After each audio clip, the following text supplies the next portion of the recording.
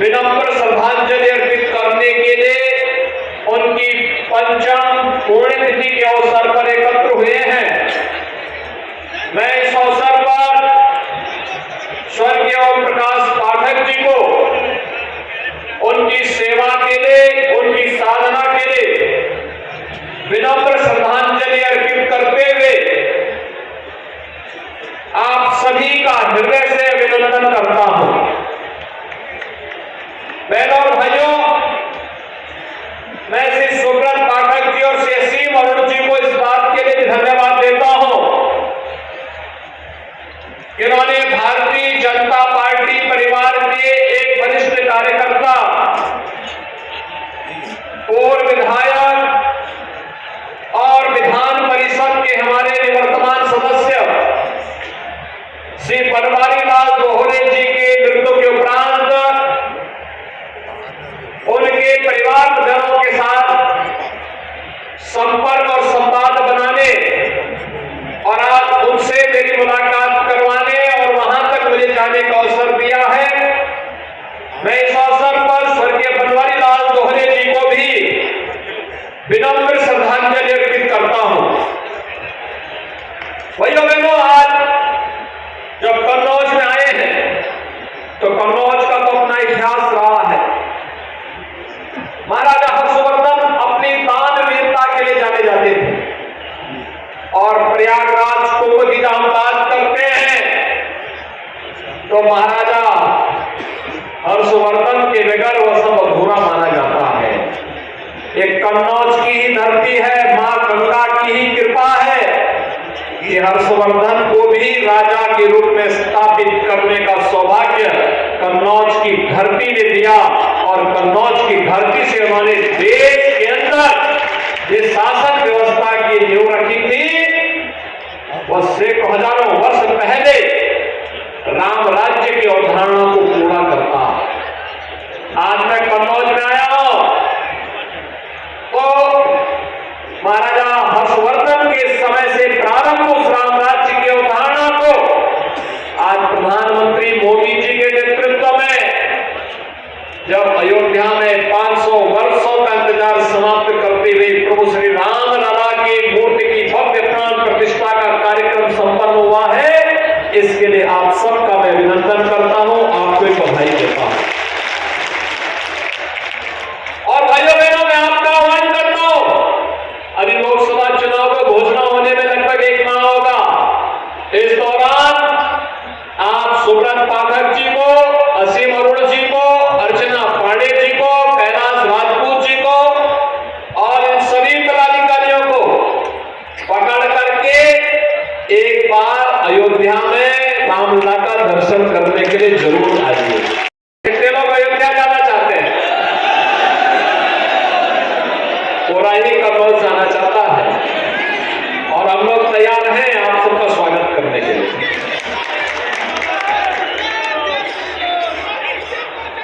अयोध्या धाम में आपका स्वागत सरकार करेगी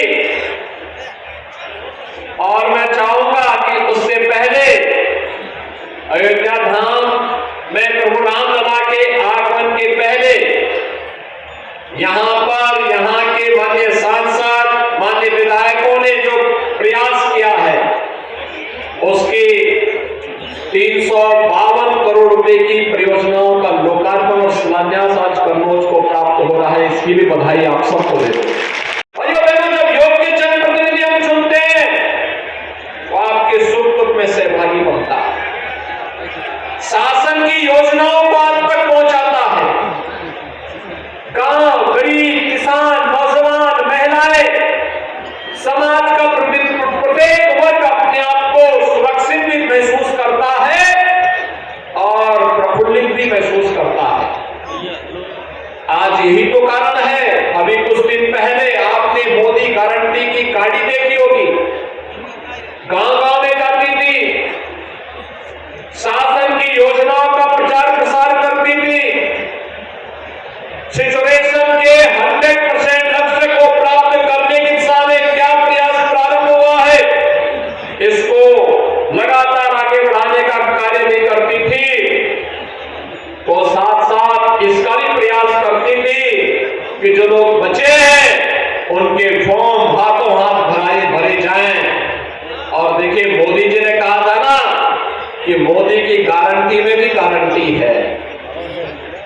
मकान के लिए जिन लोगों ने आवेदन किया था उन सबके मकान की व्यवस्था भारत सरकार ने अपने बजट में इस बार कर दी है। जो 1 फरवरी को भारत सरकार का बजट आया है, इस अंतरिम बजट में 2 करोड़ नए लोगों को आवास उपलब्ध कराने की घोषणा भी कर दी है और 3 करोड़ ड्रोन दीदी का प्रशिक्षण देने के लिए भी व्यवस्था कर दी गई। इस सरकार पर निर्भर करता है, लेकिन सरकार जब अच्छे जनप्रतिनिधि चुनती है तो उसके परिणाम भी उसी रूप में हम सबके सामने देखने को मिलते हैं।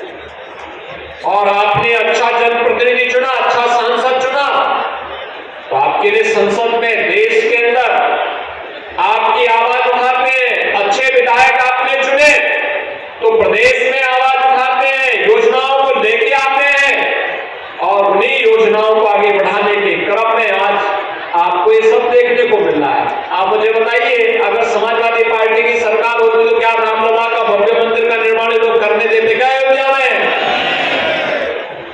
इसलिए हो पाया है, डबल इंजन की सरकार है। और डबल इंजन की सरकार न केवल डबल स्पीड के साथ चलती है, बल्कि डबल इंजन की सरकार आपकी आस्था का सम्मान भी करती है और आपको सुरक्षा का बेहतर वातावरण भी देती है। इसी विश्वास के साथ आज हम सब यहां पर आए हैं। एक विश्वास जिसके लिए यहां पर संघर्ष किया था पुराने कार्यकर्ताओं ने, स्वर्गीय ओम प्रकाश पाठक जिसके लिए अपने को बलिदान कर दिए, स्वर्गीय बनवारी लाल दोहरे जिसके लिए अपना पूरा जीवन खपा दिए, जिस कन्नौज के लिए से सुब्रत पाठक को अपने युवा साथियों के साथ जेल के अंदर रहना पड़ा था, प्रताड़ना सहनी पड़ी थी, लेकिन इसलिए जिससे कन्नौज के सम्मान को और इसके स्वाभिमान को बढ़ा सके। आज इसी का परिणाम है सरकार यहां पर इंद्र पार्क के निर्माण की कार्रवाई को आगे बढ़ा रही है। और मैं आपको आश्वस्त करने के लिए आया हूं कि इंद्र यहां की पहचान है। और भाइयों बहनों, यहां के इंद्र की सुगंध को दुनिया तक पहुंचाने के लिए न केवल पार्क बनेगा, बल्कि उसको हम आगे बढ़ाने के लिए जिस भी प्रकार के सहयोग की आवश्यकता होगी, डबल इंजन की सरकार कन्नौज के उद्यमियों के साथ, कन्नौज के व्यापारियों के साथ हमेशा खड़ी होगी। भूमि की समस्या का समाधान हो, तकनीक की समस्या का समाधान हो, उसकी पैकेजिंग की समस्या का समाधान हो, या मार्केटिंग का या एक्सपोर्ट का, इन सब में सरकार अपने स्तर पर सहयोग करके इत्र के व्यापार को वैश्विक मंच प्रदान करने का कार्य कन्नौज के माध्यम से अवश्य करेंगे। मैं जब भी यहां आता हूं एक बात जरूर सुनने को मिलता था कि कन्नौज में यहां पर गवर्नमेंट मेडिकल कॉलेज था। गवर्नमेंट मेडिकल कॉलेज बाबा साहब भीमराव अंबेडकर के नाम पे था। भारत के संविधान के शिल्पी बाबा साहब भीमराव अंबेडकर। समाजवादी पार्टी की सरकार को पता नहीं क्या चिढ़ थी इन महापुरुषों से। अयोध्या में भगवान राम का विरोध करते थे तो कन्नौज में बाबा साहब भीमराव अंबेडकर का भी विरोध करते हैं। यानी उनको परिवार के बाहर कुछ भी नहीं दिखाई देता है, अपने परिवार के बाहर सोच ही नहीं सकते। कुछ लोगों की आदत होती है, वोट तो जाति के नाम पे लेते हैं, लेकिन काम केवल परिवार के लिए करते हैं, परिवार से बाहर नहीं। लेकिन भाइयों बहनों, हम फिर से आपको आश्वस्त करना चाहते हैं, जो हमारे जनप्रतिनिधियों की भावनाएं हैं, जो यहां पर अभी कहा है, असीम जी ने भी कहा है, सुब्रत जी ने भी कहा है, हमारे अन्य माननीय विधायकगण भी इस बात को कह रहे थे कि बाबा साहब भीमराव अंबेडकर के नाम पर फिर से मेडिकल कॉलेज का नामकरण होना चाहिए। और मैं आपको आश्वस्त करने के लिए आया हूं कि बाबा साहब उपलब्ध करवा दी हो और अत्याधुनिक सुविधाओं को इसके साथ जोड़ेंगे। कन्नौज को एक विशेष व्यवस्था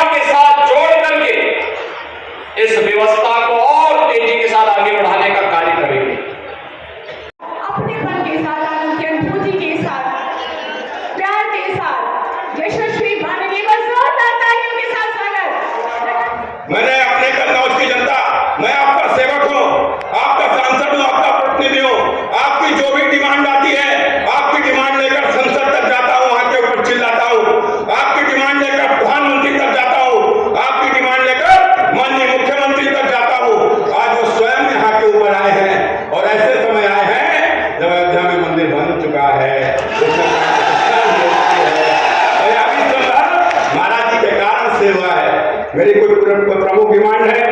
पूरा नदी पुल अलोपा देवी मंदिर कुदरपुर, विधानसभा विधुना जनपद औरैया, ग्राम सभा उदयपुर में नगला राजा राम के बीच पुलिया नाला का निर्माण, विधानसभा विधुना जनपद औरैया, सिकंदरा से वाया झिंझट रसूलाबाद से बेला तक 4 लेन रोड की आवश्यकता है। और पॉलिटेक्निक या ITI की आवश्यकता भी विधानसभा रसूलाबाद में है।